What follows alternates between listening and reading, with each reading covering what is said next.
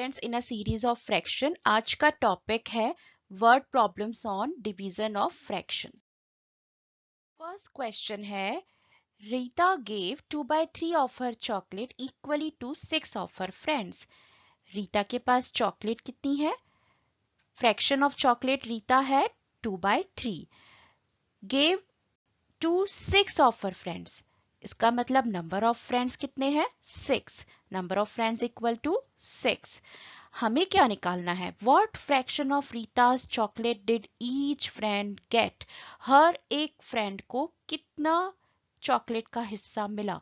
इसका मतलब हमें चॉकलेट को 6 फ्रेंड्स में डिवाइड करना है। ये क्वेश्चन डिवीजन का है और हर एक फ्रेंड का शेयर निकालना है।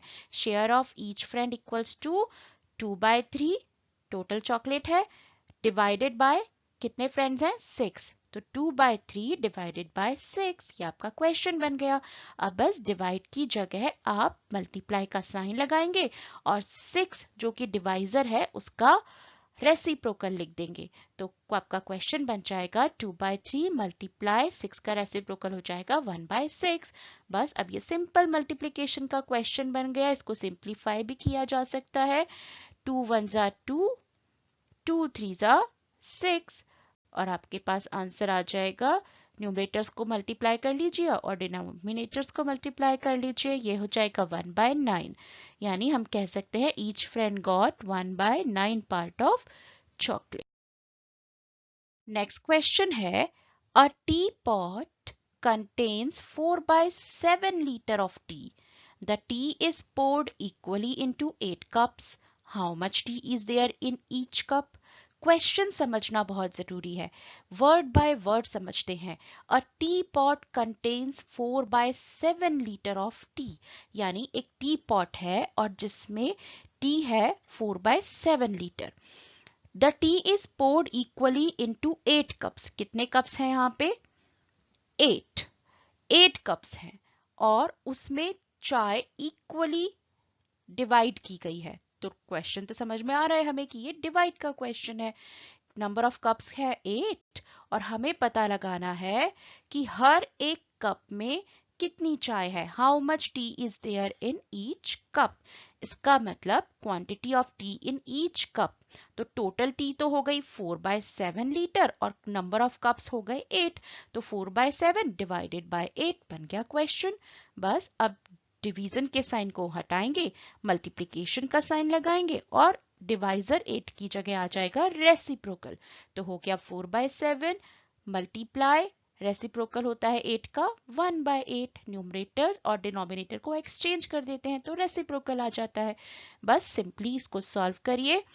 सिंप्लीफाई किया जा सकता है। 4 1 4, 4 2 8। तो ये क्या आ गया आपके पास आंसर? 1/14। अब प्रॉपर यूनिट के साथ आंसर लिखना बहुत जरूरी है वर्ड प्रॉब्लम्स में। तो आपका आंसर हो जाएगा 1/14 litre of tea is there in each cup. Next question है, how many pieces each 2 and 3/4 meter long may be cut from a string 16 and 1/2 meter long? देखिए एक स्ट्रिंग आपको दी हुई है और इस स्ट्रिंग की लेंथ आपको गिवन है। लेंथ कितनी है? 16 and 1/2 मीटर। अब ये मिक्स नंबर में है, इसको इम्प्रॉपर में कन्वर्ट कर लेते हैं। 33/2 मीटर आ गया। और इस एक स्ट्रिंग में से हमें पीसेस कट करने हैं किस लेंथ के? 2 and 3/4 मीटर लॉन्ग। यानी लेंथ ऑफ वन पीस आपको दी हुई है 2 and 3/4 मीटर और इसका इम्प्रॉपर हो जाएगा 11/4 मीटर। और आपको निकालने हैं कितने पीसेस कट किए जा सकते हैं एक स्ट्रिंग में से। मतलब एक स्ट्रिंग को आपको पीसेस में डिवाइड करना है, तो क्वेश्चन तो डिवीजन का ही हुआ। तो यहाँ आपको नंबर ऑफ पीसेस निकालने हैं। इसका मतलब टोटल लेंथ है 33/2 metre divided by one piece की लेंथ है 11/4। बस डिवाइड कर लीजिए, डिवीजन के साइन को हटाएंगे, मल्टीप्लाई का साइन लगाएंगे और 11/4 का रेसिप्रोकल लिख देंगे। तो हो जाएगा 33/2, डिवीजन की जगह मल्टीप्लीकेशन और 11/4 का रेसिप्रोकल लिखना तो बहुत आसान है। न्यूमरेटर और डिनोमिनेटर को एक्सचेंज करना है, 4/11 हो गया। बस सिंपल क्वेश्चन बन गया मल्टीप्लीकेशन का। सिंप्लीफाई कर लेते हैं। 33 और 11 का कॉमन फैक्टर 11 है, तो 11 1 जा 11, 11 3 जा 33। इसी तरह से 2 1 जा 2 और 2 2 जा 4। तो आपके पास आंसर भी आ गया 3 मल्टीप्लाई 2 यानी 6। 6 pieces can be cut from a string of 16 and 1/2 meter long. Question है, Mansi did her homework in 3 and 1/5 hours. She spent the same amount of time in each of her 4 subjects. What time did she spend on each subject? अब देखिए, मानसी अपना homework करती है 3 and 1/5 hours में, यानी total time taken by Mansi to do her homework 3 and 1/5 hours। Mixed में है, improper में कन्वर्ट कर लिया, 5 3 15 + 1 16/5 hours। Now, she spent the same amount of time in each of her 4 subjects. 4 subjects का होमवर्क करती है। नंबर ऑफ सब्जेक्ट्स हो गए 4 और सब पे बराबर बराबर इक्वल टाइम स्पेंड करती है और हमें हर सब्जेक्ट का टाइम निकालना है, यानी वही उसका टोटल टाइम को हमें 4 सब्जेक्ट्स में डिवाइड करना है। तो क्वेश्चन हमें पता पड़ गया कि ये डिवीजन का है। अगर हम प्रॉब्लम को अच्छे से समझेंगे तो हमें जरूर पता पड़ जाएगा कि यहाँ प्लस होना है, माइनस होना है, डिवाइड होना है या मल्टीप्लाई होना है। तो यहाँ हमें निकालना है time spend on each subject, यानी 16/5 में डिवाइड करेंगे 4 से। बस डिवीजन के साइन को हटाएंगे, मल्टीप्लाई का साइन लगाएंगे, साथ ही जैसे ही मल्टीप्लाई का साइन लगाएंगे वहीं हमें रेसिप्रोकल भी लिखना होता है साथ के साथ। तो 16/5 मल्टीप्लाई 4 का रेसिप्रोकल हो गया 1/4।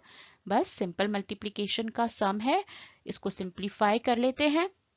4 1 जा 4, 4 4 जा 16। तो आपके पास आ गया 4/5 आवर्स। इसको प्रॉपर आंसर के रूप में जरूर लिखना है। Mansi spend 4/5 of an hour on each subject. अगला क्वेश्चन है, Shubham practice on his guitar 6 and 1/4 hours a week.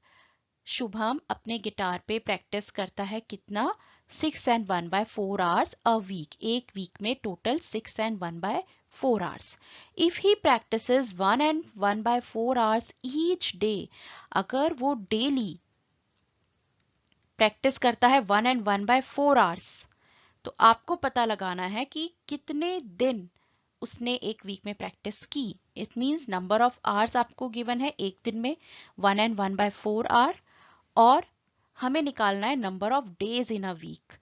इसका मतलब टोटल जो उसका टाइम है 6 and 1/4, उसमें से हम 1 and 1/4 को डिवाइड कर देंगे। अब क्योंकि ये दोनों मिक्स नंबर्स हैं तो इनका हम इम्प्रॉपर जरूर लिखेंगे। 6 4 जा 24 + 1 25/4 हो जाएगा। 4 1 जा 4 + 1 5/4 हो जाएगा। बस अब इसे सॉल्व कर लीजिए। डिवीजन की जगह लगा देंगे मल्टीप्लिकेशन का साइन और 5/4 का रेसिप्रोकल भी लिख देंगे 4/5। बस सॉल्व करिए, सिंप्लीफाई करिए। कैसे सिंप्लीफाई होगा? 4 1 जा 4, 4 1 जा 4, बहुत ही आसानी से हो गया। और इसी तरह 5 1 जा 5, 5 5 जा 25। सॉल्व करते हैं, आंसर आया 5 और फाइनल आंसर हो गया Shubham practice guitar for 5 days each week. Next question है, Shubhra feeds her chickens 3 and 1/7 kilogram of grain each day. At this rate, how many days will a 22 kilogram bag of grain last? देखिए, शुभ्रा है, वो अपने chickens को every day 3 and 1/7 kilogram grain देती है। It means आपको क्या given है? Grain used by Shubhra to feed her chicken daily 3 and 1/7 kilogram. और टोटल ग्रेन कितना है उसके पास? 22 किलोग्राम का एक बैग है, यानी total quality of grains available equals to 22 kilogram. हमें निकालना क्या है? कितने दिन तक ये 22 किलोग्राम ग्रेन का बैग चलेगा, यानी number of days for which grain last, तो 22 में डिवाइड कर दीजिए 3 एंड 1/7 का। 22 है टोटल क्वांटिटी ऑफ ग्रेन और एक दिन में कितनी क्वांटिटी लगती है 3 एंड 1/7।